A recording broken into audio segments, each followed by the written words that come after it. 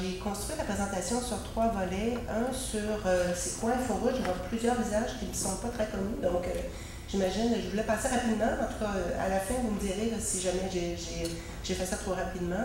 Une autre partie qui commence à être plus intéressante pour nous, c'est les acquis. Qu'est-ce qu'on a fait dans toutes ces années-là et où on s'en va. Alors, InfoRoute est une société complètement indépendante qui a été créée en 2001. Le Québec s'est joint un peu plus tard, il y a maintenant 10 ans, ça fait 10 ans que je me suis joint à InfoRoute. On a un conseil d'administration complètement indépendante, mais il est financé pratiquement totalement par le gouvernement fédéral, par plusieurs tranches à travers les années, toujours avec des ententes bien spécifiques et pour donc à peu près 2,1 milliards jusqu'à maintenant. Naturellement, on a des stratégies de ne pas investir complètement à 100% au niveau des projets. Donc, le 2,1 milliards se décuple et avec les investissements qui se font conjointement avec les provinces, on peut parler d'un investissement à peu près de 3 à 4 milliards. Notre vision est assez simple, on l'a simplifiée d'ailleurs dans la dernière année, c'est de faire en sorte que les Canadiens soient en meilleure santé grâce à des solutions de santé électronique novatrices. Alors, il y a des mots-clés dans ça. Des solutions de santé électronique, bien sûr, c'est au cœur de notre mission de faire en sorte qu'il y ait une transformation qui s'opère au niveau de la santé, mais aussi le côté novateur qui de plus en plus nous appelle et nous amène vers des terrains qui nous n'étaient pas très connus dans les dernières années.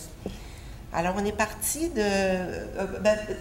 D'abord, je dois dire qu'il y a un modèle assez unique à travers le monde d'investisseurs stratégiques. On voit toutes sortes de modèles, des modèles qui sont plus interventionnistes, si on parle de Kaiser Permanente ou de VA aux États-Unis, ou de modèles purement subventionnaires. Alors nous, on est dans le milieu. On investit, mais on suit nos investissements. J'ai une équipe, moi, d'architectes au niveau technologique, de spécialistes de gestion de changement. Régulièrement, on consulte les cliniciens. On fait en sorte que les différents intervenants du milieu, et là maintenant au niveau du patient même, on fait en sorte que les différents intervenants puissent travailler ensemble, faire en sorte qu'il y ait une vraie transformation qui s'opère à travers nos investissements. Alors, on a des stratégies opérationnelles. Comme je vous le disais, nos partenaires principaux sont les ministères de santé de chacune des provinces et territoires. Vous le savez, au Canada, la santé est de juridiction provinciale. Donc, on serait très malvenu d'aller directement et d'investir directement dans les projets. Ça ne fonctionnerait pas du tout. Alors, pour commencer, il a fallu donc travailler étroitement avec chacun des territoires et des provinces pour faire en sorte qu'il y ait une compréhension de notre mandat et qu'on puisse travailler étroitement à travers la livraison de nos objectifs communs. On investit conjointement, on investit très peu à 100%. Je dis très peu parce que ça peut arriver au niveau de l'évaluation des bénéfices ou de certains projets, programmes qu'on puisse augmenter plus que 75%, mais la très grande partie on est à 75%. On fait participer les cliniciens, ce qui aujourd'hui va peut-être de soi, mais qui, il y a 10 ans, je peux vous assurer qu'il était un énorme défi de faire comprendre que de travailler ensemble va plutôt nous aider à arriver à nos fins, plutôt que d'effriter le pouvoir, que c'était perçu un peu comme ça par certaines administrations. Donc, on n'y est pas arrivé parce que malgré tout ce qu'on désire et malgré les bonnes paroles, des fois sur le terrain, c'est encore difficile de faire en sorte que les cliniciens soient maîtres d'œuvre et fassent en sorte que leur vision soit portée par les projets de transformation. Donc, on investit stratégiquement et un des aspects qui est très important, qui est devenu de plus en plus important, c'est l'évaluation des bénéfices. Parce que dans la façon dont on travaille, c'est qu'on travaille, moi j'ai des ententes où InfoRoute a des ententes avec chacun des ministères et des territoires. On procède par jalons, les jalons de déploiement, les jalons d'adoption. Et on se croyait vraiment bon au début quand on disait on va avoir des jalons d'adoption, on va s'assurer que les cliniciens adoptent. Ça, c'est vrai. Ça nous a aidé beaucoup à faire en sorte qu'on puisse adopter. Mais aujourd'hui, quand on fait des études d'évaluation des bénéfices, on se rend compte que adopter, c'est pas tout. C'est comment ça se fait aussi, comment cette transformation-là se fait. Et je peux vous dire qu'on a des grandes révélations de ce temps-ci sur ce qui doit être encore fait pour faire en sorte que la maturité puisse faire en sorte que l'utilisation est bien au-delà que juste une utilisation primaire. Je vais y revenir à ça. Donc, on procède par programme, on a 12 programmes et la raison est fort simple, c'est qu'on ne voulait pas s'effriter dans toutes sortes d'investissements à droite et à gauche. On voulait faire en sorte qu'il y ait une pérennité à ces programmes-là et que des projets qui émanaient, qui commençaient à s'installer dans chacune des provinces et territoires fassent en sorte qu'au bout de la ligne, on puisse avoir des des projets avec lesquels on fait une vraie transformation au niveau canadien. Alors, on est au niveau, naturellement, il a fallu commencer avec les fondements, les registres, l'identification unique des patients, des intervenants, des lieux au Québec, ce que j'appelle la colle, qui est la couche d'accès à l'information, une espèce d'immense routeur qui fait en sorte que les informations puissent transiger de façon sécuritaire. Ça, c'est vraiment la partie du bas. Et là, après ça, on commence avec la numérisation des données au niveau de l'imagerie diagnostique, la capture des informations des médicaments en pharmacie communautaire et en institutionnel dans des bases de données pour faire en sorte qu'ils puissent être partagés. Les résultats de laboratoire aussi qui sont maintenus au niveau centralisé. Et après ça, on a commencé à penser à d'autres programmes qui seraient un peu plus avancés au niveau de l'utilisation. Mais je vous dirais qu'on est encore très largement à livrer les programmes de base, même s'il y a des programmes plus d'innovation pour rejoindre les patients, entre autres, pour faire en sorte, au niveau du e-scheduling, au niveau des maladies chroniques, d'avoir des solutions au niveau des maladies chroniques pour que les patients soient mieux suivis et à domicile et par les cliniciens, qu'il y ait une meilleure collaboration entre les intervenants qui sont en sorte l'ensemble des programmes. On a aussi un très gros programme qui est la mise en place des DME, des dossiers médicaux électroniques en première ligne. Au Québec, ça a été annoncé il y a un an, une nouvelle mouture va être annoncée sous peu, une amélioration du programme, mais dans l'ensemble du pays, il y avait déjà 6 programmes qui étaient en place, surtout dans les provinces de l'Ouest et dans l'Ontario, pour faire en sorte d'informatiser les médecins de première ligne et les médecins qui œuvrent en cabinet. On est aussi présent dans les cliniques externes des hôpitaux, donc on a des programmes à cet effet-là pour informatiser tout ce qui a rapport au continuum de soins dans le fond. Tout ça dans le cadre d'une architecture technologique, comme on partait partout à travers le pays, il fallait quand même se doter d'un cadre qui faisait en sorte qu'on n'était pas dans du point à point, mais qu'on était plutôt dans la création de grandes bases de données qui puissent être accessibles de façon sécuritaire et aussi normalisées par un ensemble d'outils. On a toujours été très ouvert par les outils qui pourraient communiquer avec ces bases de données-là. Au début au Québec, on parlait beaucoup d'un visualiseur pour accéder aux données. Ça a beaucoup évolué, ça, et maintenant on est plus dans l'interopérabilité pour faire en sorte que le dossier médical électronique est installé en première ligne, le dossier d'hôpital qui est installé puisse être interopérable avec les bases de données et que dans le continuum de soins, les informations puissent être partagées. Alors que ce soit d'un appareil mobile, que ce soit d'un hôpital, de la pratique privée, on devrait à terme être capable de communiquer les informations qui sont jugées pertinentes par chacun des ministères et territoires. Au Québec, vous savez, c'est 6 grands champs de données. On est au niveau du labo, l'imagerie, le médicament, l'allergie, l'immunisation et la vaccination. Dans d'autres provinces, ils sont déjà rendus au niveau des sommaires hospitaliers. Au niveau de la référence, on appelle du e-referral, la référence entre des consultations. Donc, ce sont tous des applications dans lesquelles InfoRoute investit. Tout ça, je pense qu'on va à travers la diapo très longuement, mais tout ça à travers des normes.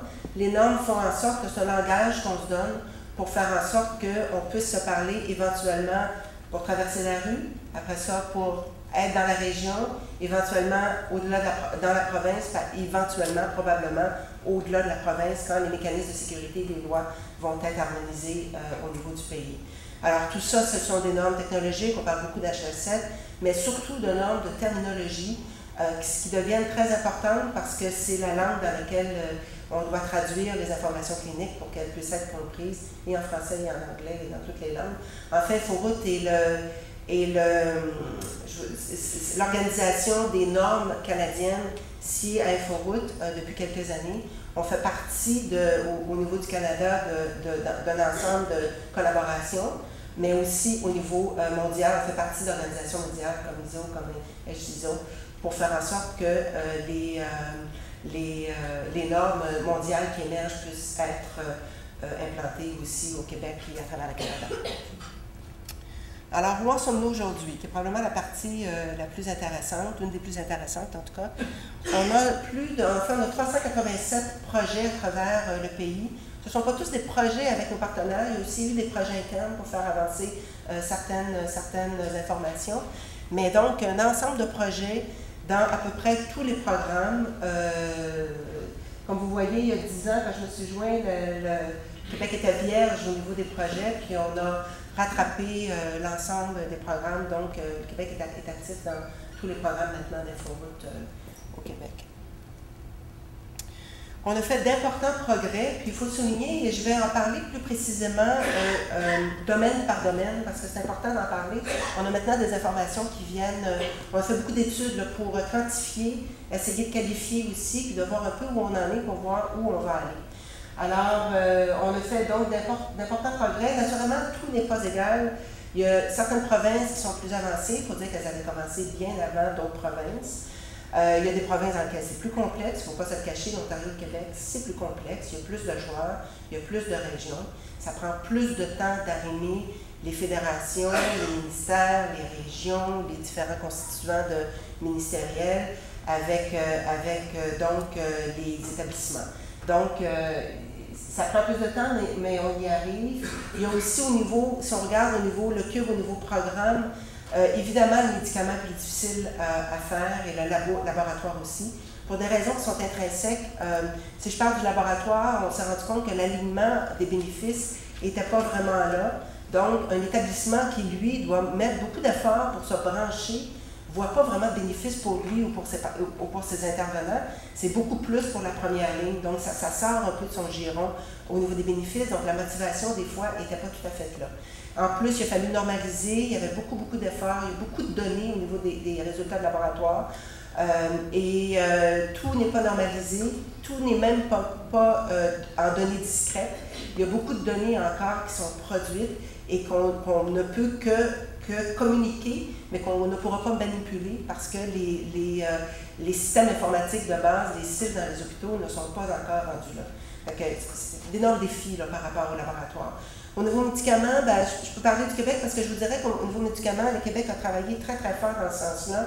L'alignement entre les différentes associations médicales et entre la Fédération des médecins, entre l'Association des pharmaciens propriétaires, le ministère de la Santé, il y a eu à peu près tout ce qui pouvait arriver d'arriver. Tout le monde a utilisé le dossier à des fins souvent corporatives. Finalement, il y a finalement eu un alignement, mais entre ça, il faut faire un travail, il faut brancher chacune des pharmacies une à une. Il faut faire en sorte aussi que si on veut se rendre au niveau des prescripteurs, que le flux d'informations entre les prescripteurs, donc qui se passe souvent dans des DME, à l'intérieur des cliniques médicales ou à l'hôpital comme tel. Donc, que les systèmes soient interopérables, que des champs de données soient normalisés jusqu'à la posologie. On vient de se rendre compte de ça dernièrement, qu'il fallait aussi normaliser la posologie parce que sinon, ça amenait d'énormes problèmes. Et que finalement, tout ça n'est pas simple à faire arriver. Fait que, par rapport à la complexité des provinces, par rapport à la complexité des programmes, naturellement, ça fait tout un algorithme qui fait en sorte qu'on avance différemment, dépendamment des programmes. Mais malgré tout, on a été capable de quantifier, et là, évidemment, ce n'est pas de l'argent qui revient dans le réseau, là. On est vraiment dans des coûts d'opportunité, mais on a été capable de quantifier et de façon très conservatrice les premiers programmes qui commencent à montrer des bénéfices. Alors, vous le voyez à l'écran, sur une période de plusieurs années, remarquez, on est à plus de 10 milliards de retombées au niveau économique purement, et je vous dirais qu'on est à l'aube de l'utilisation de ces technologies-là pour faire en sorte qu'il y ait une vraie transformation et que vraiment, on commence à sentir autant au niveau de l'accès que ça a eu un impact sur l'accès aux soins, que ça a un impact sur la sécurité des patients et la qualité des soins qui sont prodigés. Parce que c'est une transformation qui est longue et les médecins, étant par libre choix et des libres penseurs, font en sorte qu'ils avancent au fur et à mesure qu'ils se sentent prêts et qui veulent bien avancer avec ça. Mais donc, je vais parler précisément de chacun des domaines qui ont pu être quantifiés. Au niveau de l'imagerie, qui est très important, tout ce qu'on a capturé finalement, c'est la productivité des radiologistes. Les radiologistes ont une productivité énorme par rapport à l'installation des PACS, dont le Picture Archiving Communication Systems, dans les établissements comme tels. On est, au niveau du privé, on n'est pas encore rendu à brancher les laboratoires privés, les laboratoires d'imagerie privée au Québec, qui représentent à peu près 30 puis 50 de l'Ontario. C'est assez inégal à travers le pays. Dans l'Ouest, il n'y a pratiquement pas de privé, mais au Québec et en Ontario, il y en a pas mal. Donc, la productivité des radiologistes en établissement et les déplacements de certains patients qui n'ont plus à se déplacer, bien sûr, parce qu'on peut avoir un radiologiste à distance qui accède les données dans un réseau de données. Il reste encore, donc on a taxé pratiquement tout le pays. On a, les informations sont dans des bases de données, 70%, je vous dirais que probablement, ça c'est une information qui date un peu, on est probablement plus à 80-85%. Donc on est très très près d'avoir terminé ce côté-là. Ce qui nous reste encore à faire, c'est l'interopérabilité ultime entre les vendeurs, les fournisseurs de technologies au niveau institutionnel, d'un ACFA à Siemens, à McKesson, à un autre, de faire en sorte qu'il y ait un flux d'informations où qu'on puisse avoir un vrai profil longitudinal, radiologique d'un patient sur tout le Québec. Et ça s'en vient, on y travaille. Je vous dirais d'ici 2 ans, ça devrait être complété. Au niveau de l'information sur les médicaments, j'en ai parlé un peu aussi. Et ça capturait à peu près rien du Québec, en fait. Le Québec, quand on a fait l'étude, n'était pas encore installé. Ça capturait à peu près 20% de l'Ontario et très largement les provinces de l'Ouest. C'est pour vous dire comment il y aura un impact quand tout ça va être installé. Alors ça, c'est vraiment dans la mise en place de la connexion des médicaments qui sont capturés en pharmacie communautaire et qui sont donc rendus disponibles pour l'ensemble des intervenants. Donc, d'avoir accès au profil des médicaments a un impact très important sur les événements iatrogènes, donc la contre-indication médicamenteuse, sur la productivité des cliniciens, autant au niveau médical que pharmacien, bien sûr, et donc un ensemble de bénéfices qu'on appelle de génération 2, mais sur lesquels on sait tous, la documentation elle est très claire au niveau mondial. Quand on va être rendu à faire la prescription électronique, qu'on puisse vraiment capturer à la prescription, afin que le médecin qui prescrit puisse avoir accès à un profil médicament complet, puisse utiliser des outils d'avisage pharmacothérapeutique, puisse prescrire de façon électronique, et que cette prescription-là puisse se rendre au pharmacien. Quand ce cycle-là va être complété, ça va exploser les coûts de bénéfices parce qu'il y a énormément de patients qui sont admis aux urgences. Et il y a un pourcentage important qui c'est lié à leur médicamentation. Et juste le fait de pouvoir capturer les erreurs manuscrites des médecins, ça va augmenter la productivité aussi des pharmaciens parce que bien sûr, il y aura moins de rappels au niveau des médecins. Donc, on s'en va vraiment vers une ère qui va être très intéressante quand ça va. Laboratoire, c'était plus difficile de capturer les informations parce que il faut quand même se dire, les médecins reçoivent déjà les rapports de laboratoire au niveau papier. Bon, ils les utilisent bien sûr. Alors, ce qu'on peut voir, c'est la diminution du temps d'attente quand c'est fait de façon électronique. Ça va directement au dossier médical électronique et le médecin peut l'utiliser aussi beaucoup au niveau des courbes longitudinales, surtout dans des cas de maladies chroniques. Alors, on n'a pas été capable de capturer encore beaucoup parce que c'est très morcelé au Canada, l'utilisation du résultat de laboratoire. Alors ça, c'est quelque chose qui s'en vient, mais qui n'a pas été capturé au niveau économique. Au niveau de la télésanté, mission accomplie pour tout ce qui est le Nord. On a été capable de faire en sorte avec nos investissements que tout le Nord maintenant a des stations de visioconférence et donc qu'il y ait des communications qui puissent être entre le Nord et le Sud et dans toutes sortes de spécialités. Vous voyez le nombre de consultations en télésanté qui a eu lieu. Et ça, c'est sans parler des outils plus spécialisés au niveau de la télépathologie, entre autres. Vous savez qu'il y a un manque au niveau des pathologistes, du nombre de pathologistes requis pour accomplir la mission de pathologie au Canada. Et donc, avec la télépathologie, il y a des secondes opinions qui peuvent être faites, mais même au Québec, et on est les premiers pour faire ça, c'est des examens en extemporané. Donc, un patient qui est ouvert et qui n'a pas de pathologiste sur place, on peut faire un appel à distance, faire en sorte que la biopsie se fasse et que le patient puisse tout de suite être diagnostiqué et non pas refermer, renvoyer chez lui, réouvert 2-3 semaines plus tard. Alors, vous pouvez vous imaginer sur la qualité de vie des patients, qu'est-ce que ça peut faire, juste ça. Et ça n'a rien à voir avec ce qu'on prend comme retombée économique, mais toutes les anecdotes qu'on peut ajouter un après l'autre avec les investissements qu'on a faits.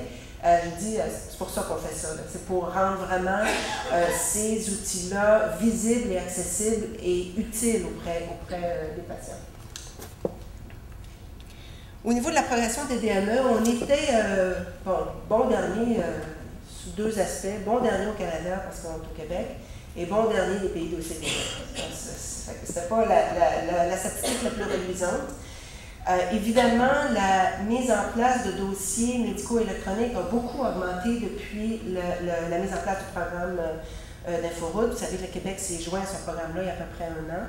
On a aujourd'hui 700 quelques médecins, et en fait 700 quelques cliniciens qui se sont joints au programme. On en attend 3500 à 5000 d'ici 1 an ou 2. Et donc, on voit quand même la progression à travers le Canada. Il y a certaines provinces qui sont rendues à 80% et eux, dans le fond, sont en train d'essayer de figurer les pratiques en solo, comment on va faire pour les convaincre, les médecins qui vont prendre leur retraite d'ici 5 à 10 ans, comment on va faire pour les convaincre. Alors, ils sont plus dans cette mentalité-là que d'essayer vraiment de peupler les cliniques et de faire en sorte que le tout soit informatisé. D'énormes bénéfices reliés à ça, bien sûr, au niveau de la productivité des cliniciens sur place, des agents administratifs, il ne faut pas se cacher, c'est beaucoup plus simple de gérer le dossier électronique quand ça fonctionne. Une association aussi au niveau d'une réduction des effets indésirables parce que l'interopérabilité de ces DME-là avec les banques de données centrales, comme j'expliquais, fait en sorte qu'on a une meilleure information clinique qui est dirigée par rapport aux patients. Là où il faut faire encore beaucoup de travail, je vous dirais, c'est dans l'utilisation des fonctionnalités plus avancées.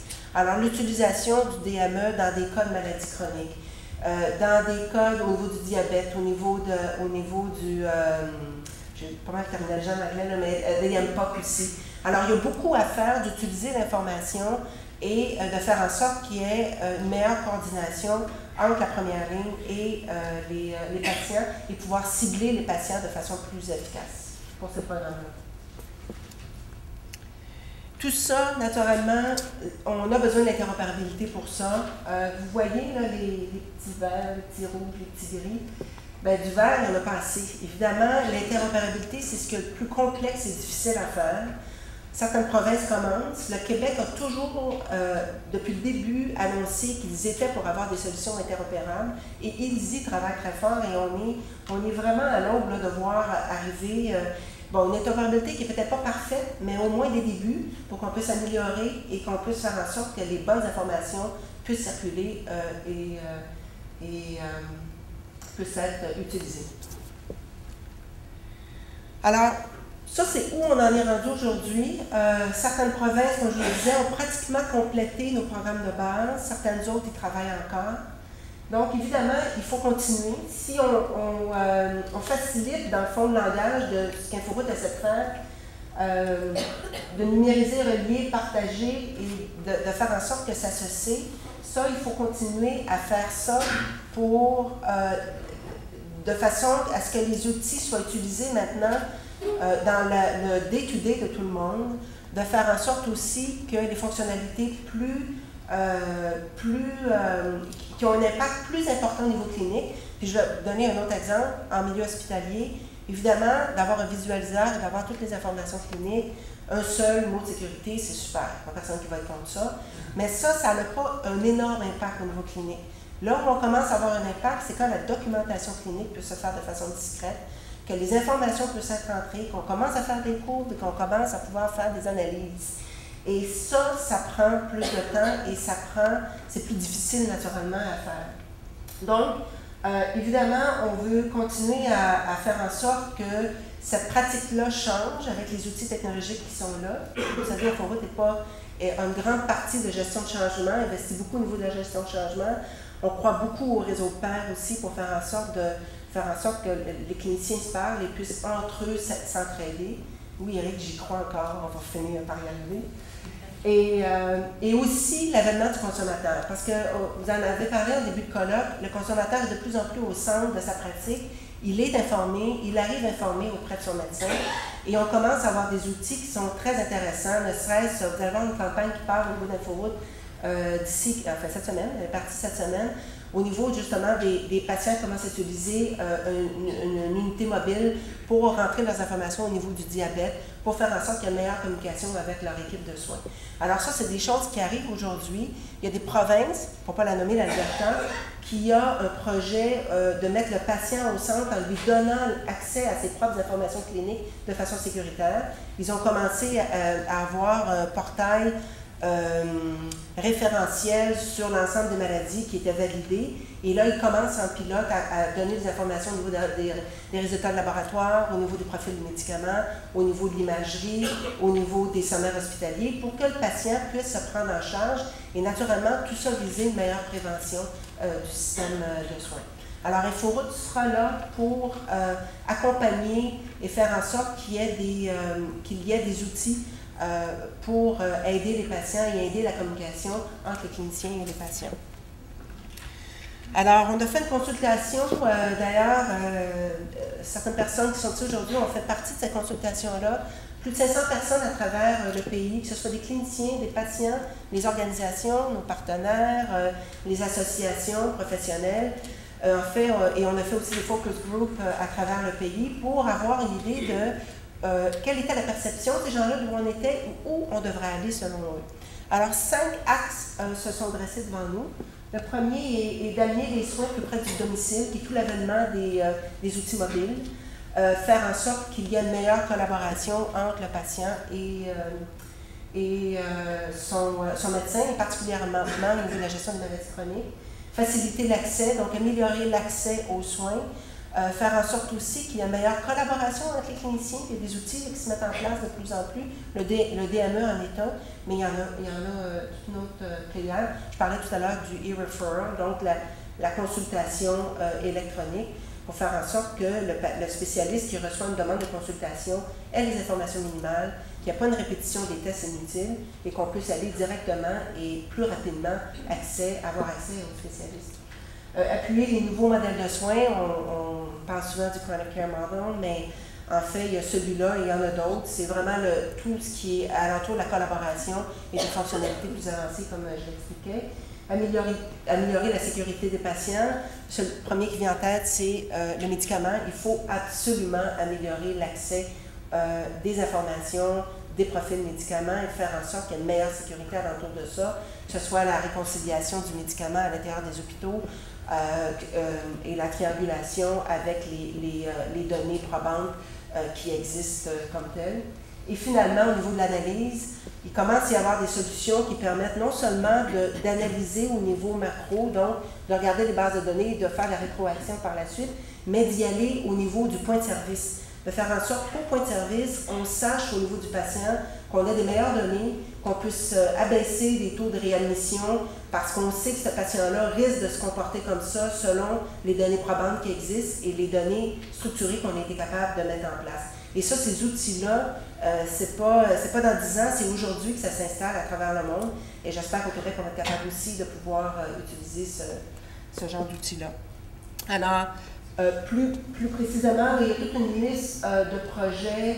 Je ne sais pas si ça va réellement des programmes, mais il y a toute une liste de projets, de technologies qui sont regardés par InfoRoute pour naturellement continuer ce qu'on fait. Quand on parle du DME ambulatoire, le DME en cabinet, dossier santé électronique, alors ça, c'est vraiment des choses qu'on fait déjà dans nos investissements et sur lesquelles on va tabler dans le futur, qu'on parle de meilleure surveillance des patients à domicile, ce qu'on appelle le télémonitoring en fait, pour avoir une meilleure collaboration et communication entre le patient. Il y a des outils qui sont installés dans cet axe-là. Et tout ce qui est le consumer health, dans le fond, le dossier personnel du patient, de rendre accessibles ces informations-là, que ce soit en cancérologie ou que ce soit dans toutes les interactions qu'on a au niveau médical. Alors, c'est ce qui va être dans lequel InfoRoute va investir dans les prochaines années. En fait, on commence déjà, on a des... j'ai parlé de 2,1 milliards, 98% qui est assigné à des projets, à peu près 70% qui a été déjà payé à travers nos ententes. Donc, on n'a pas tout à fait fini ce à quoi on s'est engagé, mais il y a un petit 2% là. et sur lequel, la semaine passée, on a eu une décision sur laquelle on va investir justement au niveau du télémonitoring et au niveau du consumer health, entre autres au niveau de la prise de rendez-vous électroniques. Ça, c'est quelque chose sur lequel on va tabler. Et éventuellement, on va probablement recevoir d'autres sommes du gouvernement fédéral, donc il y aura des programmes plus importants pour continuer ces axes d'investissement-là. Tout ça, c'est ma dernière acétate. On comprend très bien que ce n'est pas tout facile à faire. On a fait une espèce de matrice que je trouve intéressante sur ce qui est le plus réceptif par nos administrations, parce que bien sûr, bon, moi au Québec, je peux bien dire que ça me tente de faire du consumer health, mais si le ministère de la Santé n'est pas là, c'est très difficile pour moi de pouvoir avancer dans ça. Fait que le taux de réceptivité, c'est quelque chose qui est bien important pour nous. Et on peut voir que tout ce qui est à droite, c'est quelque chose qui est plus, dont nos partenaires sont plus réceptifs, mais finalement, il y a aussi, par rapport à la facilité de la difficulté. Donc, on voit que l'ordonnance électronique, tout le flux que j'expliquais tout à l'heure, c'est probablement ce qui est à peu près plus difficile à faire arriver pour toutes sortes de considérations qui sont plus humaines, dans le fond, que technologiques, mais quand même. Et on voit là, que si on regarde sur l'axe, bon, si on prend le dossier personnel, ça commence à être un peu moins d'intérêt, un peu plus compliqué, puis finalement, au niveau de la navigation électronique, qui est l'ultime et qui est ce qui est le plus complexe à faire arriver. Voilà, ça termine ma présentation. J'espère que j'ai été